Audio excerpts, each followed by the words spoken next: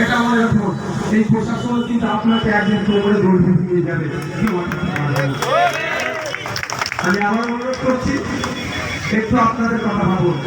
এতদিন ধরে নেতাদের কথা ভাবলেন, আর আপনারা যত দিন যাচ্ছে তলনিতে চলে যাচ্ছে। নেতাদের কথা ভাবছে, আপনারা তলনিতে চলে যাচ্ছে। আপনাদের বাড়ির বাচ্চাদের কথা ভাবুন, তাদের ভবিষ্যতের কথা ভেবে আমি প্রত্যেককে বলবো, আমি অনুরোধ করবো, এই বসিরহাট লোকসভা কেন্দ্র থেকে আগামী 1 মাসের 1 তারিখে ধান চিহ্নে ভোট দিয়ে পার্লামেন্টে পাঠান।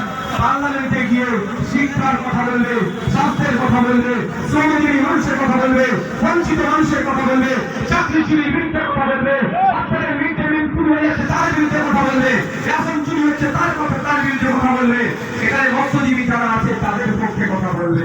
সকলে ভালো থাকবেন, সুস্থ থাকবেন। আপনাদের কাছে আমি অনুরোধ আবার করছি, এই ভোটের জন্য আপনারা মারামারি হানাহানিতে ছড়িয়ে পড়বেন না। কারণ ভোট চলে যাবে, নেতা দিল্লি চলে যাবে, ভোট আনতে ভোট যাবে, নেতা দিল্লি চলে যাবে।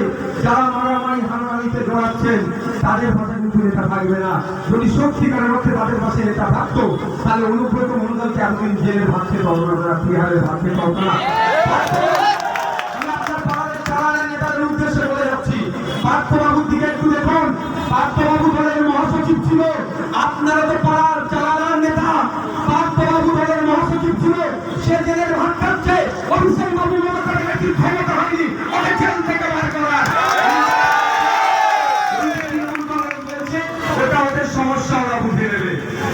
আপনাদের বলবো, যারা গুন্ডামি মস্তানি করছেন, দাদা দিদির কথা শুনে এটা মাথায় রাখবেন।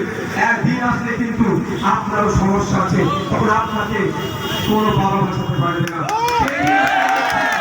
আমি সেই দিন চাইছি না, কারণ আপনি আমার ভাই। আপনাকে ভুল বুঝিয়ে আজকে মারামারির দিকে ঠেলে দিচ্ছে। আপনার হাতে যদি তেল থাকতো, আপনার হাতে যদি কলম থাকতো, আপনার হাতে যদি বই থাকতো, আপনি এই মারামারিতে জড়িয়ে পড়তেন না 300 টাকা 500 টাকার জন্য। আমি বলবো, আপনাদেরকে যেভাবে ধ্বংস করছে, আপনার ছেলেদেরকে না ধ্বংস করে, তার জন্য আপনাকে আজ থেকে শপথ নিতে হবে যে আমার ছেলেদেরকে মানুষ করবো, এই মারামারি হানাহানিতে চড়াবো না। এই খলিমেতে মুসলমানের মারামারি লাগিয়ে দিচ্ছে, দলিত মুসলমানের মারামারি লাগাচ্ছে, সাথে সাথে মারামারি লাগাচ্ছে। এ ওটা খলিমেতে হতে দেবো না। খলিমের মঞ্চ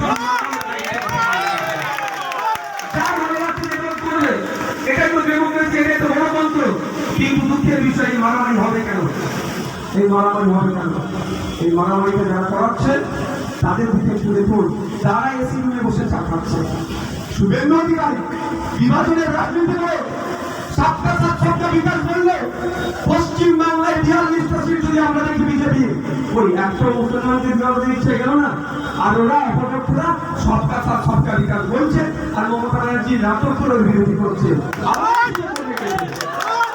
আবার এই শুভেন্দু অধিকারী যে তৃণমূলের যারা গুন্ডামি করছেন তাদেরকে বলছে, একটু দেখুন, এই বিজেপির নেতা শুভেন্দু অধিকারীকে আপনাদের নেত্রী মমতা ব্যানার্জি এসি রুমে রাখছে চা খাওয়ার জন্য।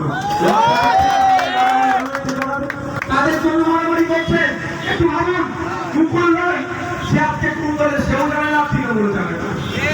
একটু দেখুন, পুরান ঘোষ তৃণমূলের একটা বড় নেতা, দিলীপ ঘোষ বিজেপির একটা বড় নেতা, তারা এক জায়গায় বসে চা খাচ্ছে, তাদের মধ্যে মারামারি হচ্ছে না। তারা এক জায়গায় বসে কেক খাচ্ছে, তাদের মধ্যে মারামারি হচ্ছে না।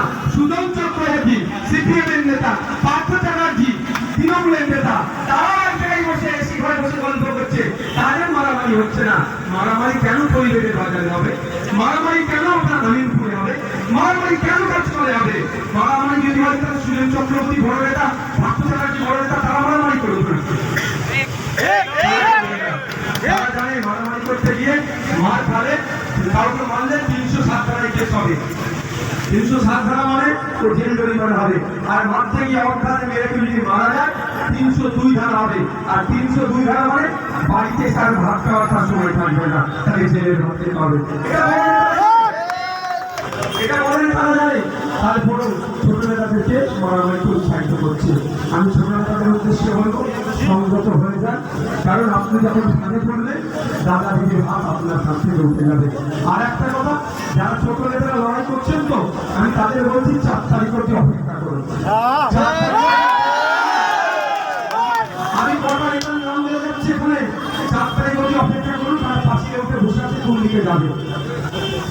নারায়ণ গোস্বামী, পার্থ ভৌমিক, হাজি নুরুল ইসলাম, আমি আমরা বলবো ইনাদেরকে একটু দেখুন। 7 তারিখে রেজাল্ট, পাঁচিলে উঠে বসে আছে, রেজাল্ট খারাপ হলেই না পারবে। তাহলে কার জন্য আপনারা লড়াই করছে? একটু সেগুলো মামার ছেলে, খালার ছেলে, মাসির ছেলে, পিসির ছেলে, জ্যাঠার ছেলে, তাদের সাথে লড়াই জড়িয়ে পড়ছেন, একটু খারাপ লাগছে না? শুধু দাদা দিদিদের কথা শোনার জন্য দাদা দিদিরা